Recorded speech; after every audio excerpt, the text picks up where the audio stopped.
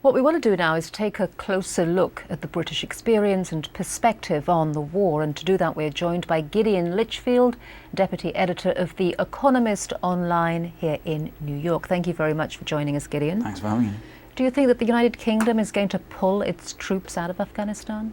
It's hard to say. British public opinion is definitely moving away from support for the war, as we saw in that clip from Channel 4.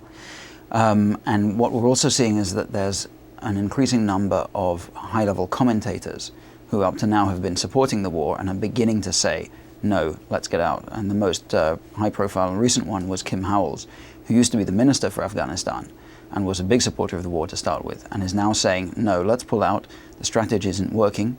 The purpose of this war is to defend Britain against the possibility of terrorism from Al-Qaeda, and the way to do that is to impose more controls back home, not to fight in Afghanistan. Well, let's go back to increasing public opposition to the war. Do you think that it's changing because there has been a rise in British casualties, or has public opinion towards the much broader strategic and policy aims of the war also cooled significantly?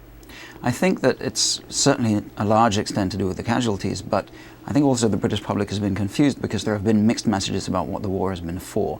At the beginning, it was really very much about fighting terrorism and stamping out Al-Qaeda in the wake of 9/11.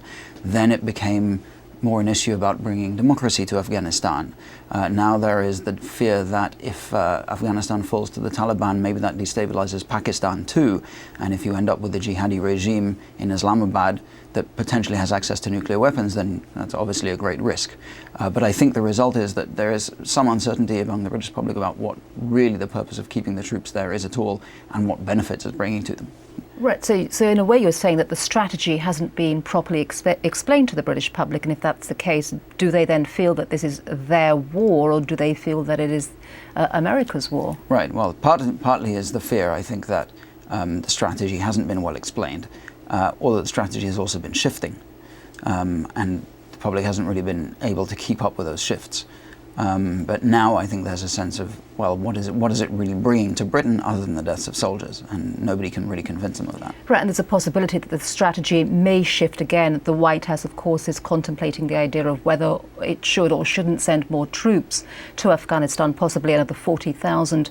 If President Obama decides that that is what he's going to do, is Gordon Brown going to be by his side? Will he commit more troops? I think that will probably just depend on the strength of his political situation at home, but I think it would certainly help him if that sort of leadership came from the States. Certainly people in Britain have been saying there needs to be a game-changing move from Obama to do something decisive, whether it's send more troops, whether it's also to take a tougher line with Hamid Karzai, force him to root out corruption, maybe put more strength in local initiatives, local leaders in Afghanistan to strengthen that system of government. Something at any rate that changes the game. All right, Gideon Litchfield, thank you very much for joining us. Thank you very much.